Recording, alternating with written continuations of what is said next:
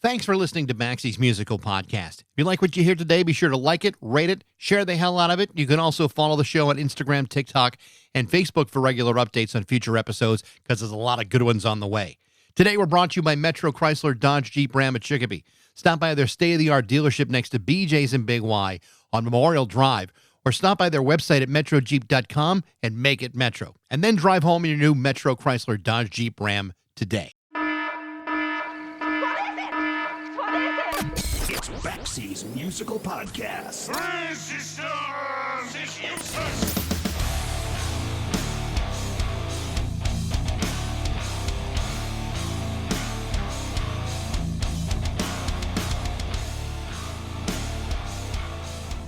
A few weeks ago, I interviewed legendary drummer Bruce Smith, the former drummer for Public Image Limited, the Pop Group, and many others. During that interview, we talked about the upcoming debut release from his new band, Ashes and Diamonds. This is a band that not only includes Bruce, but also longtime bass player for Sade, Paul Denham, and the great Daniel Ash, whose incredible career includes being one of the founding members of the band Bauhaus, arguably one of the most influential and culturally significant bands of the last 40-some-odd years.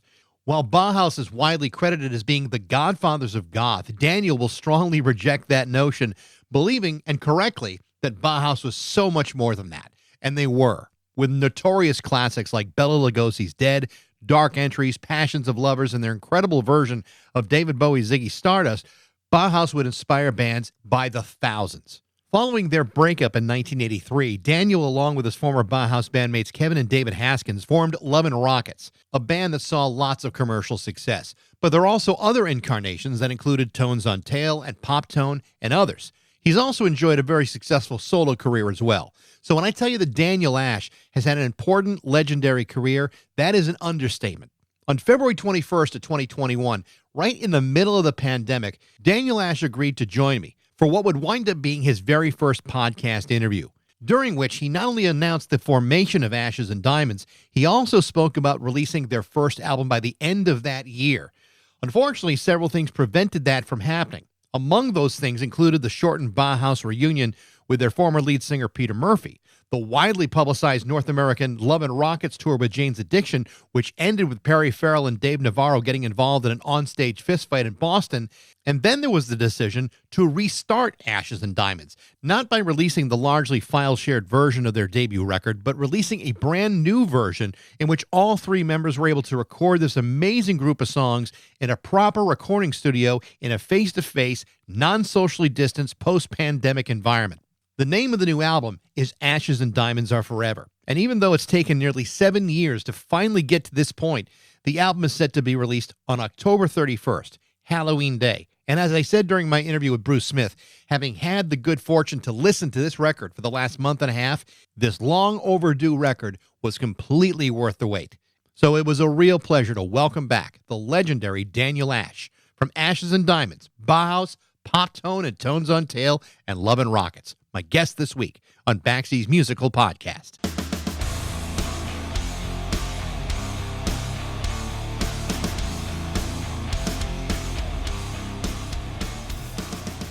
The last time you and I spoke was in February of 21. It was not only your first podcast interview, but it was also the first time that you spoke publicly about Ashes and Diamonds. And with the plan at the time that there would be an album out later that year. Yeah. 4 years have passed, and here we are. And I have to say, after hearing the record in its entirety, it was totally worth the wait. It is so freaking fantastic. It's a great record, Daniel. I'm so happy to not only hear it, but to find out that it came out so damn good. Yeah, well, thank you for that. Really, really appreciate it. Yeah, we thought we had it finished 3 years ago, 2 years, whenever it was. And at the 11th hour, we decided to scrap it and record it all again because it just wasn't sounding right. It just weren't right. So we went, in a nutshell, we went back into a studio in Hollywood and gave ourselves 10 days to re-record everything. And we did that. And luckily, I think about 10 o'clock at night on the 10th day, we got it all in the can. So we didn't have, just got it done in time. It was a really expensive mistake to scrap it and do it again. But on reflection, we were able to listen to the songs again and tweak them, and I added a lot more guitar on the thing that you hear now that was originally intended. So yeah, um, Yeah, expensive mistake, but I'm so glad that we did we're all very glad that we re-recorded it. It was very worth it because now it's fully realized. We're 100% with it now. I had talked to Bruce a couple of weeks ago, and he told me about that, and I was trying to imagine, well, what would be the main difference between doing it together in the studio, and then and then trying to parcel it all together through Yeah. through file sharing, and obviously a lot of people have done that, especially during the pandemic. Other than the guitar involved, I mean, what do you think was like the biggest difference to do it together in a studio as opposed to the piecemeal way you had been doing it? It just has an organic quality that you can't beat. Working independently is okay for ideas and everything, and it can work to have something, a finished product like that, but it's so much quicker if you're in the same room because you knock out all the crap, all the stuff that isn't so good. You get that filtered out Yeah. while you're it's immediate. So, the old-fashioned way of actually three guys in a room recording, rehearsing, whatever, it can't be beat. And as I said, it has this authentic quality to it that it didn't have before. Something was bugging us about it, and it didn't sound authentic. It sounded like what it was, patched together. Now, when we went back in and recorded it all live, in effect, or mostly live, it's sort of night and day. It just has a different soul. It's real. Well, I mean, it's interesting that you say it has a different soul. When I listen, especially when you're talking about the guys you're playing with, both of them are such great, soulful type of players. There's a lot of heart in the way both of them play. It's kind of hard to imagine with the way they play, kind of put together like that. So, and I'm glad it's reflected in the music. Like the first single, for example, "On a Rock," I know it was like a kind of a late addition to, but it's a relatively straightforward track, and it's very few lyrics and similar in kind of a way like Tones on Tail and Go. 6 words. Yeah, 6 words. 6 words. But it's the simplicity, I think, what makes it so effective. And yet there's so much going on in that song. It's a great track to start things off with. Yeah. We wanted to come out with a bang. I mean, the original idea was to come out with Hollywood, but I don't know what we were thinking there because that's commercial suicide. Yeah, it's a really slow build up and it's very long. So yeah, this at the 11 again at the last minute, we're like, no, let's go with this and hit him between the eyes with this one. Also, that song was inspired by the Glitter Band, the simplicity of it, and just that stomping drum beat. That's how this particular track started out. That's what we were thinking. That real numbskull, simplistic, in your face vibe. Yeah. And that's why I say it does kind of have that similar Tones on Tail quality to it, because in the same way, it hits you, smack in the middle of the face, even though there's not, to the untrained eye, there's not a whole lot in it other than, lyrically, but it freaking kicks you right in the nuts. It's funny because I think a lot of people think of Go as an instrumental track or It's pretty much instrumental. There's more lyrics on that track than a lot of other tracks that I've done. There's Yeah. actually loads of words in that song, but people remember it for that bass line. Yeah. And I completely get that. But yeah, it's not a semi-instrumental. It's loads of words and it's got 2 or 3 verses, Yeah. or at least 2 verses and a chorus. I mean, we all know the chorus, but yeah, it's sort of considered a instrumental, but it isn't at all. Yeah. It's weird. Just for that domineering bass line, which is great bass line on that. I love Teenage Robots also, but I think the song that really, really got me was Boy or Girl. I thought that was a terrific track on that record. Yeah, again, I was thinking it was on that one. I was thinking it's a bit lightweight lyrically, not much to it. So I had we had the idea at one point of interjecting some stuff on the middle part, and then it suddenly realized we don't actually need. It doesn't need a lot of words. It's Yeah. just very direct, and the music just takes it where it needs to go.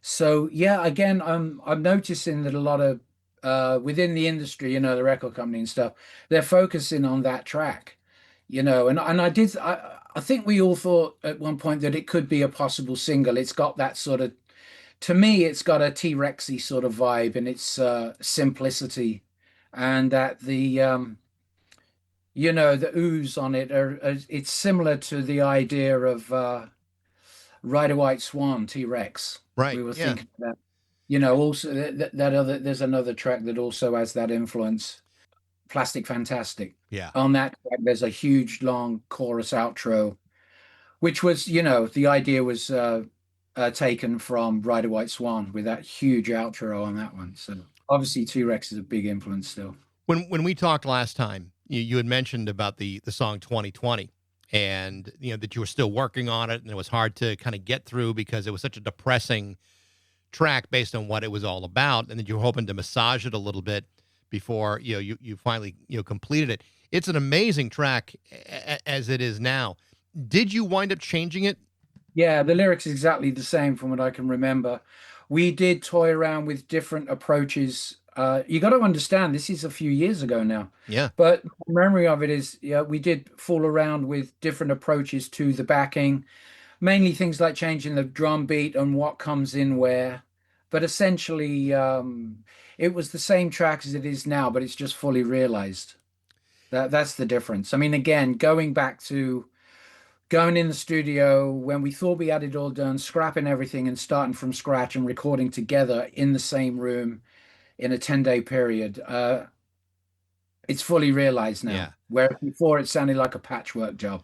As a guy who has historically liked working very quickly, the last couple of years, especially with Ashes and Diamonds, have been kind of peppered with all these abrupt interruptions. I mean, between Paul's obligations and Bruce's with Pill and even Yeah, and yours. also, yeah, well, I've been on the road with Bauhaus, Love and Rockets, and Tones. Yeah. We did one off Tones gig. That takes loads of time to prepare for it.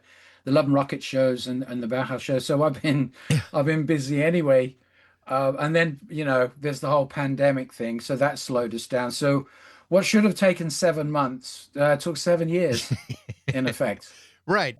And I So want to ask you about some of that stuff because it's really interesting. Right before the pandemic, there was a Bauhaus reunion and it wound up being cut very, very short. And there were many reasons for that, and obviously some of it's due to the health of Peter Murphy.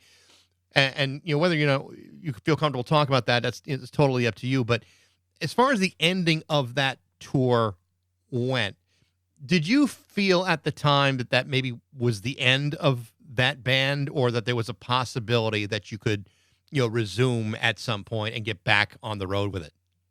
no, that was it. I was sitting next to Kevin in a tour bus, traveling to the airport or whatever, and we're like, we're done. Yeah. It was very much that feeling. That's it. We're done. How quickly did it take you guys to say, well, then let's go back and look at Love and Rockets again? I can't honestly recall.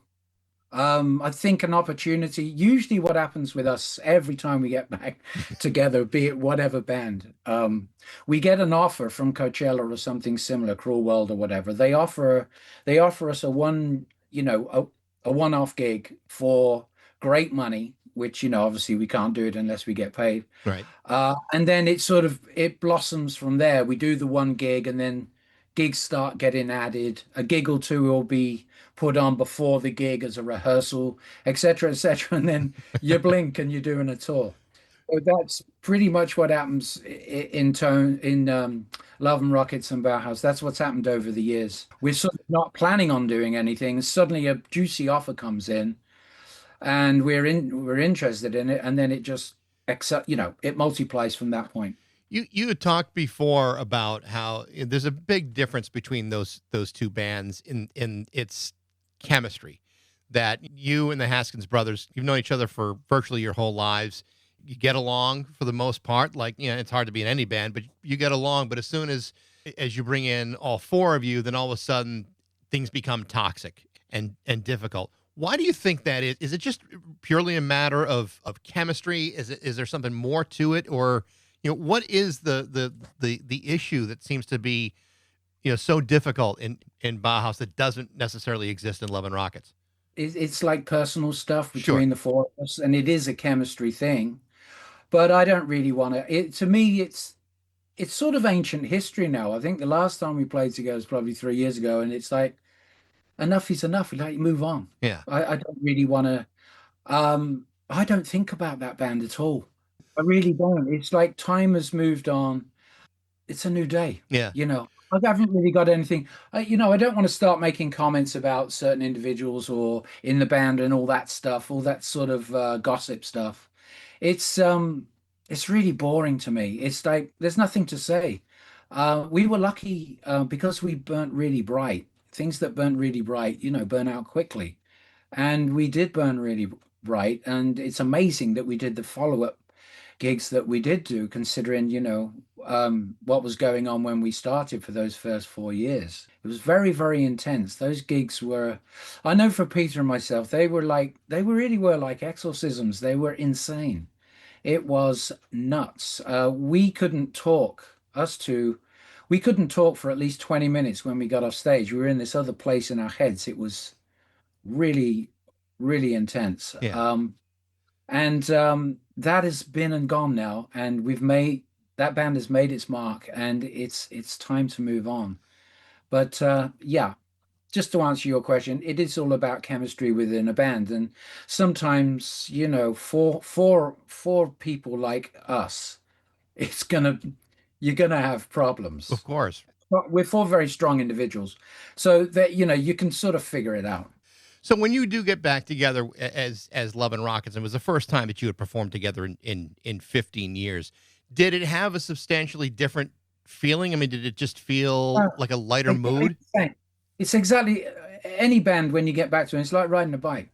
It's you just yeah, it's instant. I mean, we all would rehearse the set individually at home. We just like play our bits so that we're ready to rehearse. Otherwise, it's going to take a month or two to actually knock the set into shape. So we agree on a set fundamentally at home, all rehearse at home to the records, and then when we get in the studio, we usually give ourselves like 2 or 3 weeks to get it right, and then we're off. Many of those songs hadn't been played in a good long period of time. It's kind of like Yeah, it's like riding a bicycle. I was supposed. yeah, it's exactly like riding a bicycle.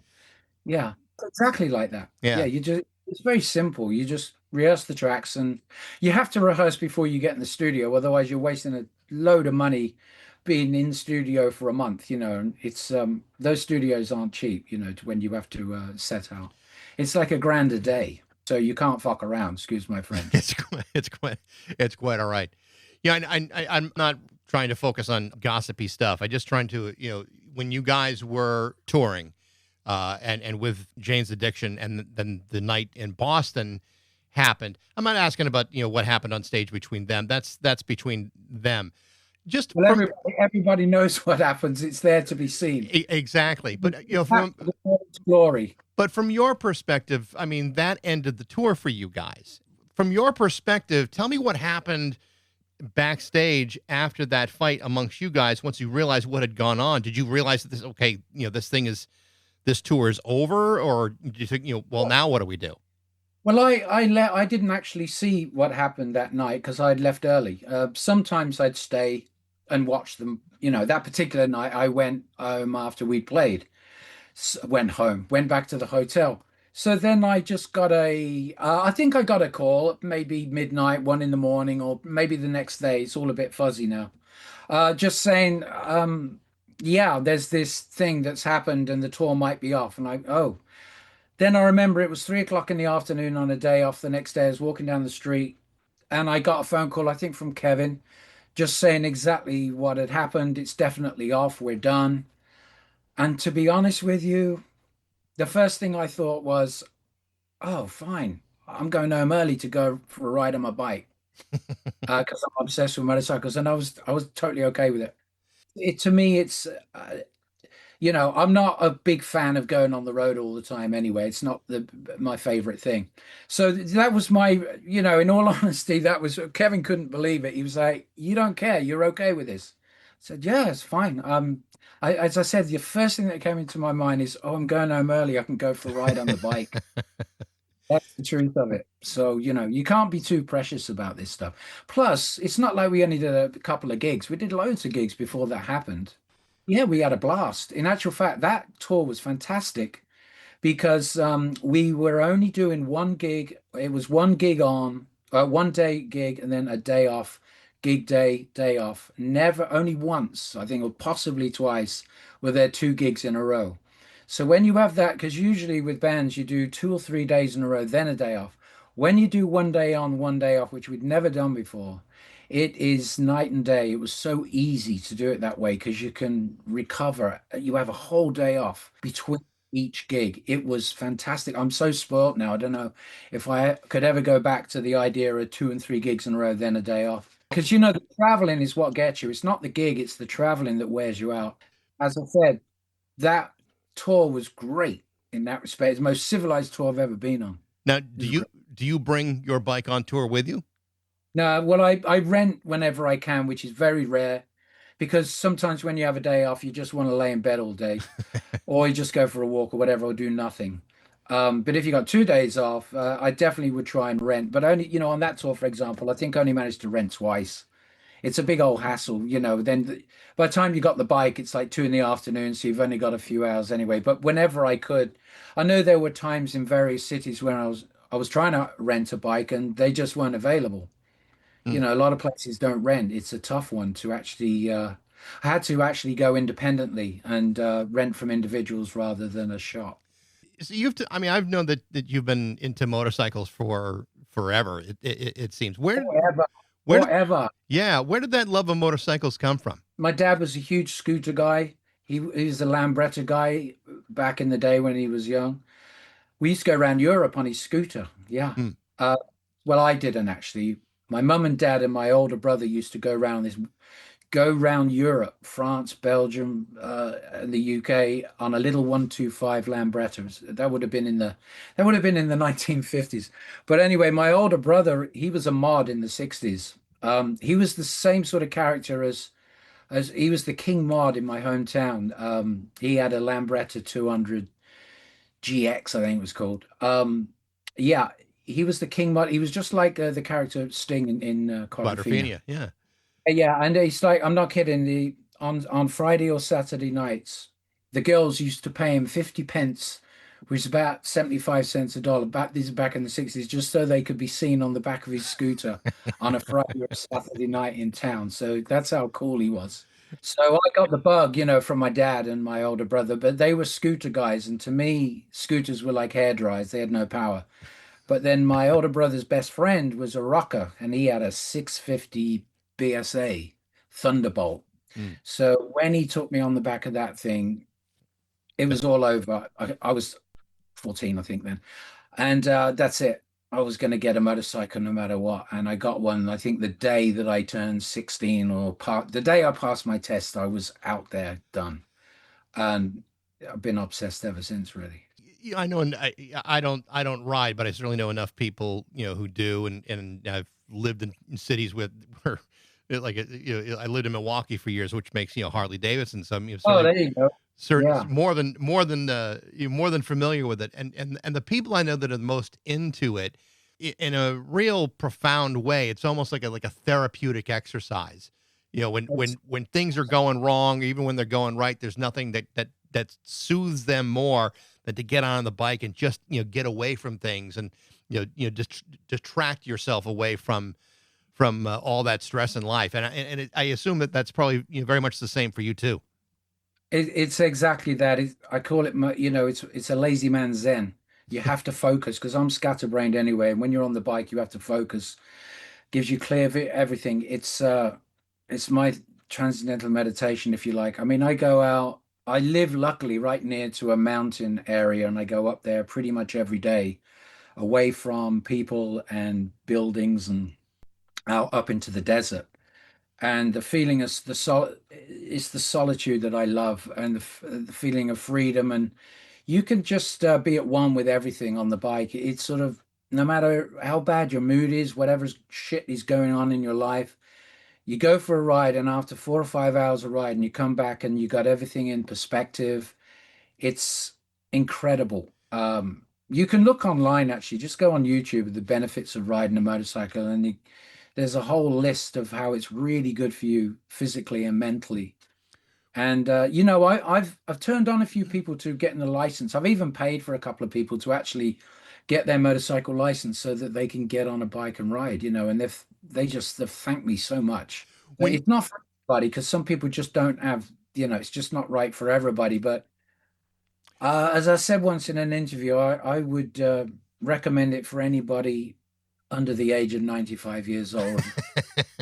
yeah, the 95 and above. That's usually probably not the best 95 motorcycle and above. decade. But Yeah. but I mean, I realize it is kind of like apples and oranges, but maybe it isn't because maybe one helps with the other. When it comes to music and writing and performing, having your mind cleared because of the option of being able to get on a bike and to kind of separate yourself and zone out a little bit and focus on the road rather than every other bit of stimulus that's in your life. Do you feel that has helped you musically?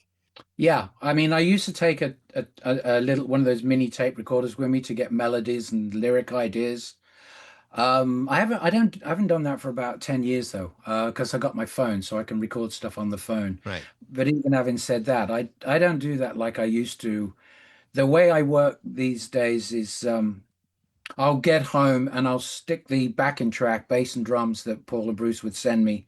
I'd stick it on nice and loud on the headphones, and I'd do the cut up idea with the magazine cut up thing, the thing that Bowie used and William Burroughs, where I'd get headlines out of tacky magazines. The tackier the magazine, actually, the better the headline would be, because they liked the sensational side of it all. And then, within a few hours, hopefully, I'd get a lyric out of these cut up of these headline cut ups. So yeah, in the old days, but actually saying that, I do still very much get ideas for, the idea for a visual for a video or a melody line or just anything and everything connected to creating a song. Thinking about it, I do get that clarity and I do get some major ideas when I'm writing. That when I get home, I jot them down or whatever. Yeah. So yes, to answer your question, yeah. In the case of Ashes and Diamonds, when you've had all this time to kind of reassess it and then do it again, now that you have spent all this time with Paul and Bruce working on this, I mean, is this the kind of thing that you see as like a one-off project? Do you see doing more stuff with those guys? I mean, yeah, if it flies commercially, obviously it has to catch fire as an album. If we get a single, and it would be our dream to get a single or two or seven or whatever on a big old Hollywood blockbuster or something similar would be fantastic because that would launch us in effect. Yeah, so the whole live thing, it all depends on if the album catches fire in effect, then we'd be on our way. But if it doesn't, and it's just because as the traffic now is just there's so much coming out all the time that it's hard to stand out. So, but if it does, yeah, we'll carry on. If it doesn't, we won't. Well, I want to ask you a little bit about that, and maybe it's a business question, maybe more than anything else. I mean, because album sales are what they are these days, what would constitute a commercial success? Would it be being in a soundtrack? Would it be selling records? I mean, what's the benchmark? Would it be selling records? Yeah, just a bit. Of course, it would be selling records, but not many people sell records now. Taylor Swift does, Lady Gaga does, yada yada yada. Good for them, fantastic. But for us, sort of more independent, independent types, not so much. So we rely on the live gig. Yeah. That's the thing. But the ideal for us, as I just said, if we got some soundtrack. I think the album's really cinematic, and many people have mentioned that. And I think it's custom made. A lot of the songs are custom made for film and TV. So, a big Hollywood blockbuster would be very welcomed. That would be a good, and I can totally see why people would say that. It's true. I mean, well, that would launch you because then you're on the map. Then you're visual. You're there. You're standing out because you're connected to something like that. Or getting the jingle, getting that song in between. What's that big, the big sporting event every year, the Super Bowl. Sorry, everybody. But, getting, we nearly got that with Go, the Turns on Tail song. We nearly got that slot. In the Super Bowl? Yeah, at halftime. Really? Yeah, it was between us and this other band. I think yeah, Grizzly Bear, and they got the gig. Huh. It was just down to us two bands, and they got it. But yeah, that is a nice little check if you get that gig. That's for sure. It's a Yeah. $1 million. It's $1 million gig. Well, they made a major mistake by not putting Tones on Tail in that. That would have been Well, freaking you know, awesome. well, what's great though is that song's it exists forever. So we do get a lot of it was used in The Millers, that comedy Hmm. that film, and it's been used in like beer ads in Canada and this, that, and the other, lots and lots of times. And it's, I think it's there's something else that actually very juicy where it's being used again this season. Fox Sports, actually, I think they've picked it up. Yeah, Nice. Fox Sports. So thank you very much. Yeah, no kidding. We Well, love it when we get those little emails. I bet you do, as long as it comes with a bit of a check too. Well, yeah, Oh yeah, of hell course. yeah, of course. I ain't 21 anymore. Well, Daniel, I'm so glad that the album is coming out, and I was so glad to actually hear a preview of it and realize how great it was. I mean, like I said, a long germination, but totally worth the wait. Absolutely great record. Thank you. I think, as I said, having this 7 years to filter out all the crappy bits and being able to reflect, having 7 years to reflect has really paid off. Yeah. We're hoping for real big things with this. So I've said this on every interview and I'll say it again. It's in the hands of the gods now. So fingers crossed. Daniel, it's always a pleasure to talk to you. I appreciate you taking the time today. Okay. Thank you. And thank you for the plug. No Thank you. problem. Thank you, Daniel. See ya. The name of the new album is called Ashes and Diamonds Are Forever. It's being released on October 31st, Halloween Day. Thanks for listening. I hope you enjoyed it. If you did, you can email me at bax@rock102.com. I'd love to hear what you think. Thanks to Metro Chrysler, Dodge, Jeep, and Ram at Chicopee for their support, but most of all, thanks to you for listening to Baxie's Musical Podcast.